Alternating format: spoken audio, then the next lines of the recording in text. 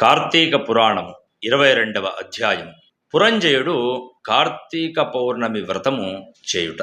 మరలా అత్రి మహాముని అగస్త్యునికి ఇట్లు చెప్ప మొదలుపెట్టను. పురంజయుడు వశిష్ఠుల వారు చెప్పిన ప్రకారముగా కార్తీక పౌర్ణమి రోజున శుచి అయి దేవాలయమునకు వెళ్ళి శ్రీమన్నారాయణుని షోడశోపచారములతో పూజించి శ్రీహరిని గానము చేసి సాష్టాంగ నమస్కారము చేసి సూర్యోదయము కాగానే నదికి పోయి స్నానమాచరించి తన గృహానికి వెళ్ళాడు.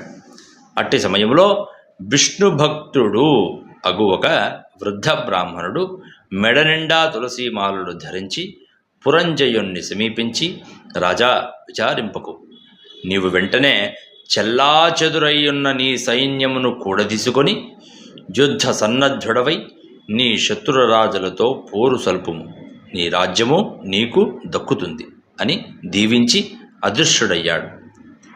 ఇతడెవరో మహానుభావుని వలె ఉన్నాడు అని ఆ వృద్ధిని మాటలు నమ్మి యుద్ధ సన్నద్ధుడై శత్రురాజులతో ఘోరముగా పోరాడెను. దెబ్బతిని క్రోధముతో ఉన్న పురంజయుని సైన్యము యొక్క ధాటికి శత్రురాజుల సైన్యములు నిలువలేకపోయినాయి. అదియునుగాక శ్రీమన్నారాయణుడు పురంజయుని యొక్క విజయానికి అన్ని విధములుగా సహాయపడను. అంతయు ఇది శ్రీమన్నారాయణుడి యొక్క మహిమే కదా. ఆ యుద్ధములో కాంభోజాది భూపాలులు ఓడిపోయి పురంజయ రక్షింపుము రక్షింపుము అని కేకలు వేయచూ పారిపోయిరి. పురంజయుడు విజయము పొంది తన రాజ్యమును తిరిగి సంపాదించెను. శ్రీమన్నారాయణుడి యొక్క కటాక్షమునకు పాత్రులైన వారికి శత్రుభయం కలుగుతుందా? విషం త్రాగినా కూడా అమృతమే కదా. ప్రహ్లాదునకు తండ్రి విషాన్ని ఇవ్వగా శ్రీహరి అని ప్రార్థించి త్రాగగా అమృతమైపోయింది కదా. శ్రీహరి కటాక్షం వలన సూర్యచంద్రులు ఉన్నంత వరకు ధ్రువుడు చిరంజీవియే కదా.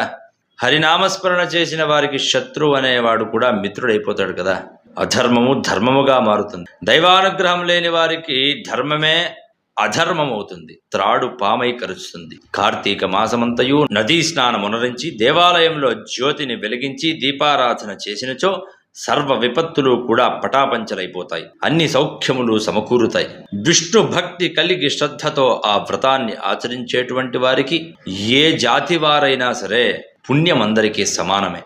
బ్రాహ్మణ జన్మమెత్తి సకల శాస్త్రములు చదివి కూడా విష్ణుభక్తి శూన్యమైనచో శూద్రకులముతో వాడు సమానమవుతాడు. వేదాధ్యయనమునరించి దైవభక్తి కలవాడి కార్తీక వ్రతానుష్ఠాన తత్పరుడై వైష్ణవోత్తముని యొక్క హృదయ పద్మమునందు భగవంతుడు ఉంటాడు.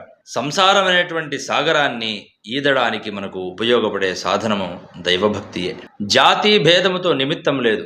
విష్ణుభక్తి ప్రభావము వర్ణనాతీతం. వ్యాసుడు, అంబరీషుడు, శౌనకాది మహారుషులు మరెందరో రాజాధిరాజులు కూడా విష్ణుభక్తిచే ముక్తి పొందినవారే. శ్రీహరి భక్త వత్సలుడు సదా పుణ్యాత్ములను కంటికి రెప్పలా కాపాడుకునే ఒక మహా తపస్వి. ఎవరికైనాను శక్తి లేని ఎడల వారు తమ ద్రవ్యమును వెచ్చించి అయినను మరి ఒకరి చేత దాన ధర్మములు వ్రతములు చేయించవచ్చును. శ్రీహరి భక్తులు అన్యోన్య సంబంధికులు. శ్రీహరి మరియు భక్తులు అన్యోన్య సంబంధికులు. అందువలన లోక పోషకుడు భక్త రక్షకుడు అయినటువంటి ఆదినారాయణుడు తన భక్తులకు సదా సంపదలను ఇచ్చి కాపాడుతూ ఉంటాడు. శ్రీమన్నారాయణుడు సర్వాంతర్యామి. 1000 సూర్య భగవానుల యొక్క తేజస్సు గలవాడు. నిరాకారుడు, నిర్వికల్పుడు, నిత్యానందుడు, నీరజాక్షుడు. ఈ 14 లోకములను తన కుక్షియందు ఉంచుకొని కాపాడుచుండేటువంటి వాడు ఈ ఆదినారాయణుడు.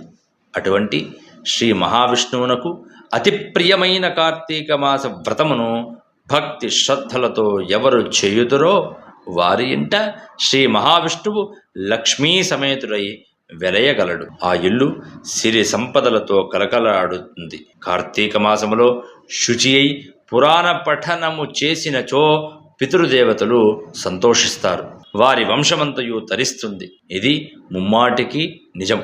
22వ 22వ రోజు పారాయణం సమాప్తము. Thanks for watching. Please comment, like, share and subscribe our channel.